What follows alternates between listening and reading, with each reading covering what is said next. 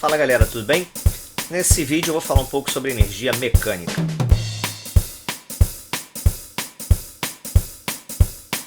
A energia ela pode se apresentar de diversas formas, né? Você pode ter energia térmica, energia elétrica, né? Energia eólica, energia solar.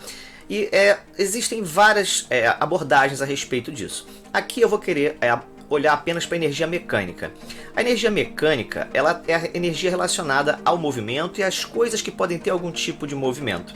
Então, por exemplo, se eu tenho um carro andando, ele tem uma energia associada a essa velocidade, que eu vou chamar de energia cinética.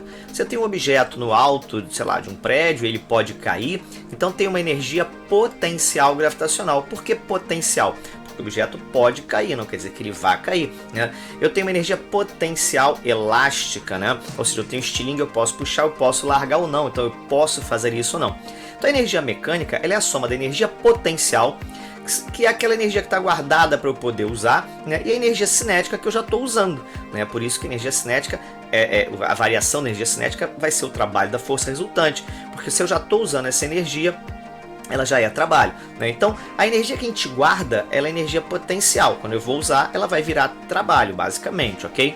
Então tem muitos exercícios que trabalham apenas com isso, né? Quando a gente vai usar o chamado sistema conservativo. Vamos dar uma olhada aqui nas energias, ok? Então o que a gente tem é isso aqui, né? A energia mecânica ela é a soma da energia potencial mais a energia cinética.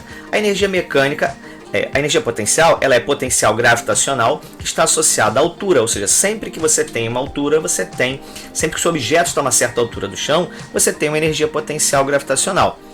Energia potencial elástica, sempre que você tem um meio deformado, né? Se você tiver a deformação no meio elástico, você vai ter uma energia potencial elástica, né?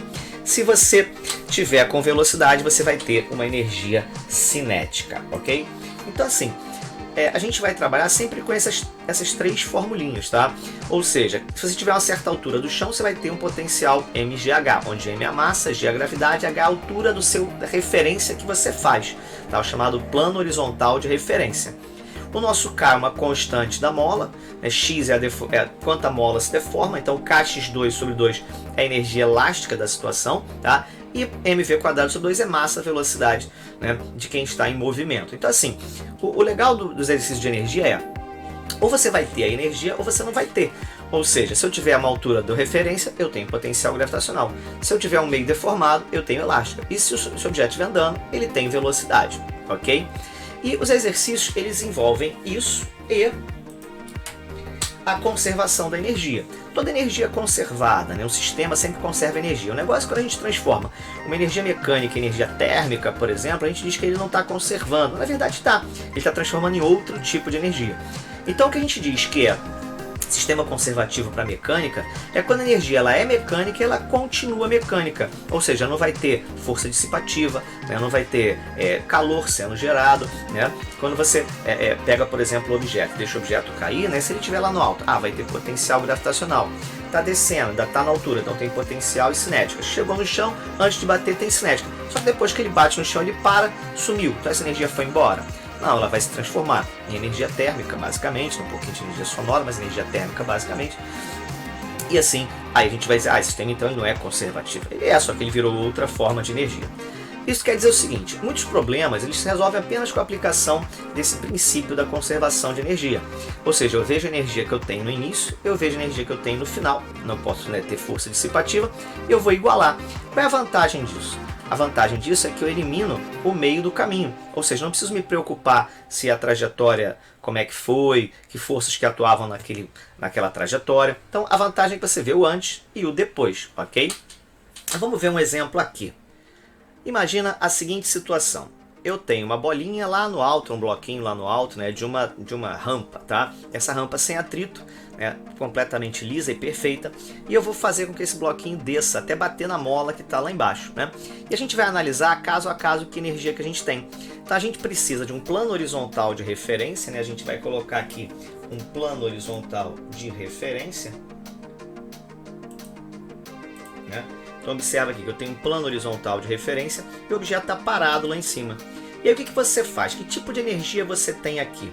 Como ele está parado, ele não tem velocidade. Se ele não tem velocidade, ele não tem energia cinética. não tem nenhuma mola lá em cima, então a única energia mecânica que ele tem nesse momento é energia potencial gravitacional, né, em relação àquela altura h que ele está tendo ali. Só que esse objeto ele vai descer. Quando ele começa a descer, ele ganha velocidade.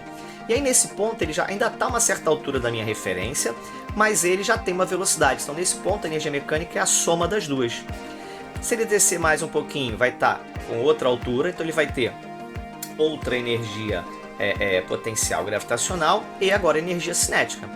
Até chegar lá embaixo onde ele vai ter apenas a energia cinética, né? Agora, para esse chão, ele não tem mola, não tem altura, só tem cinética. Como não tem atrito, ele vai continuar andando para sempre, né? Ele continuaria em movimento retilíneo uniforme, sempre com a mesma energia cinética. Até chegar lá pertinho da mola, onde ele ainda tem energia cinética, e aí ele começa a comprimir a mola. Nesse momento que ele está comprimindo a mola, ele ainda tem velocidade, então eu vou ter energia elástica e cinética. Até que finalmente ele comprime totalmente a mola e para. E aí nesse ponto ele só vai ter elástica. Então nesse sistema perfeito aí, né, se você largar essa bolinha, ela vai ficar batendo e voltando para sempre. É lógico que é um sistema irreal, né? Mas ele é o modelo assim, que a gente pode usar para resolver os exercícios, né? A moto, né? Para a gente resolver os exercícios de mecânica tradicionalmente, tá? Então como é que a gente faz isso? Então olha lá, um objeto de massa 3 kg é abandonado ao repouso da posição A da figura e desce pelo trilho sem atrito. Considere G igual a 10 o referencial na horizontal do ponto B. Qual o valor da energia mecânica do ponto A? No ponto A, né, a energia mecânica vai ser a soma da potencial gravitacional mais a potencial elástica mais a cinética. Mas aí a gente vai analisar para ver quais que ele tem, né? Então, por exemplo, aqui em cima eu não tenho mola, então não vou ter elástica. Ele também não tem velocidade, então não tem cinética.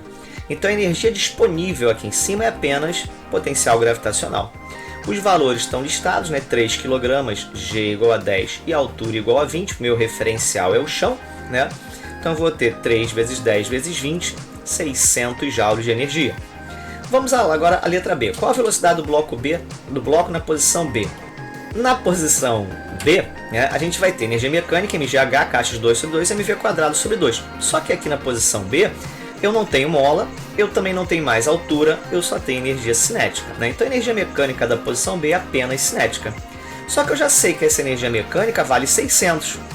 E eu sei que essa massa vale 3. Posso simplificar os 600 por 3, dando 200, né? Esse 2 vem para cá multiplicando, vai dar 400, e atirando a raiz de 400, 20 metros por segundo, ok?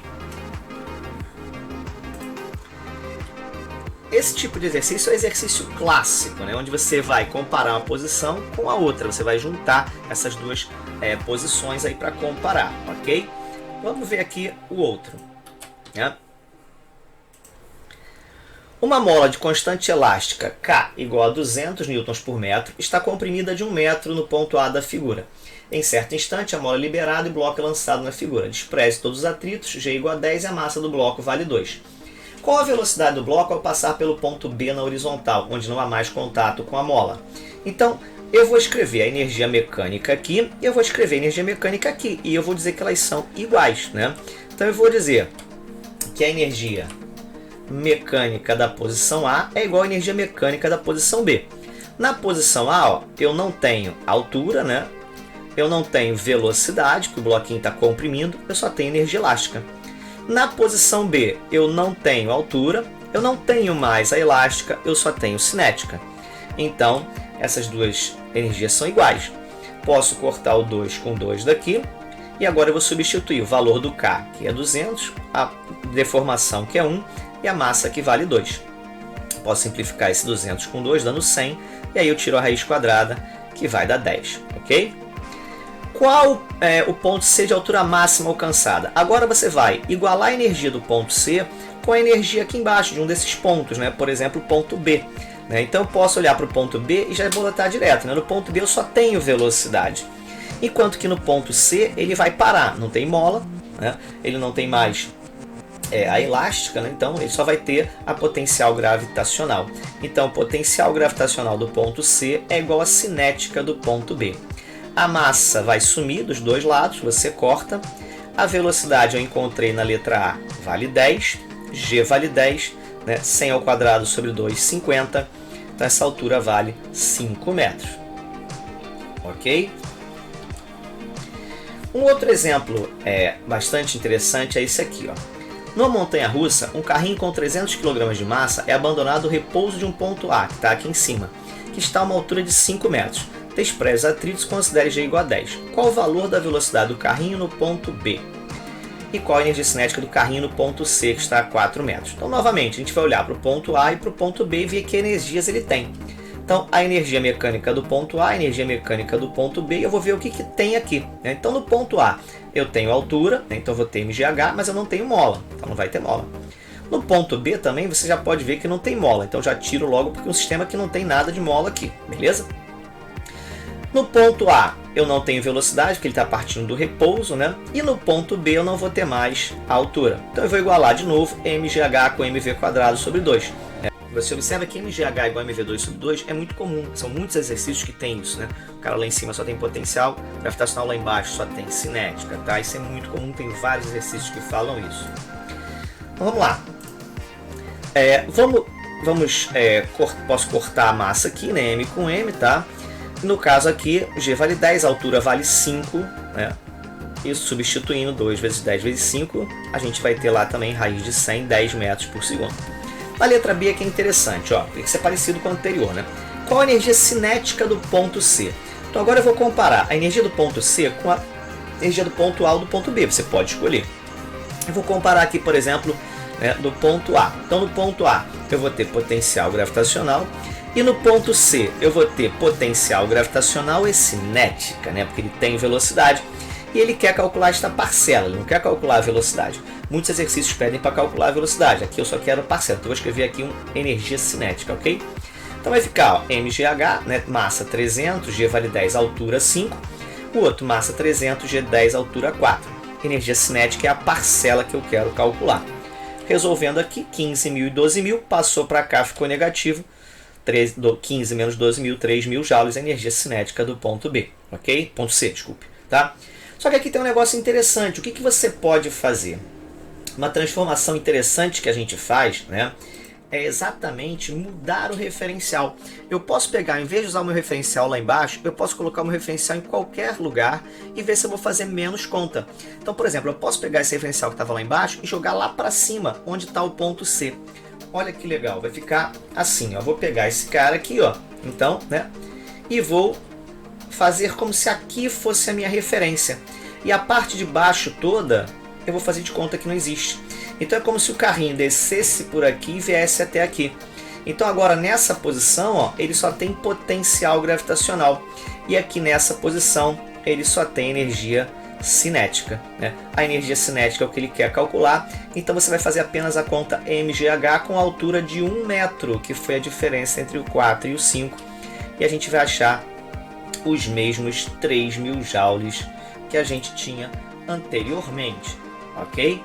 Então assim, muitos exercícios falam sobre isso. Por exemplo, o Enem desse ano fez uma questão que era exatamente essa conservação da energia, né? Só que usando o chamado disco de Maxwell aí, né? Que é esse probleminha aí, ó. Vamos dar uma olhada nele. Então tá lá. Numa feira de ciências, um estudante utilizará o disco de Maxwell, ioiô, para demonstrar o princípio da conservação de energia. A apresentação consistirá em 2 etapas. A explicação de que, à medida que desce, parte da energia potencial gravitacional é transformada em energia cinética de translação e energia cinética de rotação. Etapa 2. O cálculo da energia cinética de rotação do disco no ponto mais baixo de sua trajetória, supondo o sistema conservativo. Ao preparar a segunda etapa, ele considera a aceleração da gravidade igual a 10 metros por segundo, 10 metros ao quadrado, ou 10 ms menos 2, né? E a velocidade linear do centro de massa do disco desprezível em comparação com a velocidade angular. Em seguida, mede a altura do topo do disco em relação ao chão no ponto mais baixo, obtendo 1/3 da altura do brinquedo. Ou seja, aqui eu tenho 1/3 da altura, aqui eu tenho 2/3 da altura. As especificações do tamanho do brinquedo, comprimento, largura e altura, assim como a massa do disco, estão encontradas aqui no texto. Qual o resultado do cálculo da etapa 2? Né?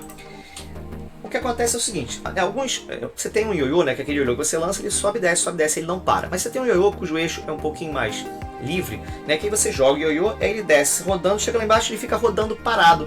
Aí você vai dar né, vai puxar um pouquinho o barbante agarra e ele sobe, né? São ioiôs diferentes um pouco, né? Que é mais ou menos que é exatamente esse ioiô do disco de Maxwell, né? Então o professor ele lança o disquinho desce, então ele tem energia cinética de rotação e de translação, porque ele está descendo e ele está girando, ok? E aí quando chega lá embaixo ele para e fica rodando, ou seja, ele para de andar, né, e fica rodando, né? Então ele só tem energia cinética de rotação lá embaixo, ok? E ele quer saber exatamente isso, né? Qual é o cálculo da etapa 2? E a etapa 2 é a energia cinética de rotação. Então assim, o que você tem é o seguinte, lá em cima você tem uma energia potencial gravitacional, né, que está em repouso, e o ioiô desce. Quando o ioiô desce, ele chega lá embaixo, ele tem energia cinética de translação e de rotação. Só que o próprio enunciado, né, fala que a energia vai virar toda a energia cinética de rotação. Ou seja, ele está aqui virando os dois, mas quando chega lá embaixo ele diz que é só rotação. Então você vai comparar a energia lá em cima, né, não tem nenhuma mola, então só potencial gravitacional, mgh, né? Lá em cima é só potencial gravitacional, mgh, né? Mas quando chegar lá embaixo, essa energia cinética ela é só de rotação, que é o que está no texto, ó, né? Supondo que o sistema conservativo, né, a energia de toda a energia cinética de rotação, né? Então vai comparar direto a potencial gravitacional, que é mgh, com a cinética de rotação, né, que é o que você quer descobrir. Então, na verdade, o que ele quer calcular aqui é mgh, né? E ele dá a massa, né? Ele dá a gravidade e ele dá a altura, né? A massa está aqui, 30 gramas, que você tem que passar para quilograma, e a altura, né, vai ser isso aqui, 2/3 desse valor, 410 milímetros, que você tem que passar para metro também, né? Então, fazendo essa conta, passando 30 gramas para quilograma, colocando 10 a menos 2, né? E passando milímetro para metro, né? A gente vai ter aqui, né, o 0,41, tá? E aí fazendo essa conta você vai encontrar o valor lá de 8,2 vezes 10 a menos 2 joules, ok? Eu espero que tenha ajudado você aí, né? Assim, esses problemas são os problemas mais clássicos, onde você vai sempre igualar a energia do início com a energia do final, logicamente sem atrito, tá? E tem outras coisas onde você transforma em atrito, conseguir outras formas de energia, são exercícios um pouco mais enrolados. Eu espero ter ajudado, um grande abraço.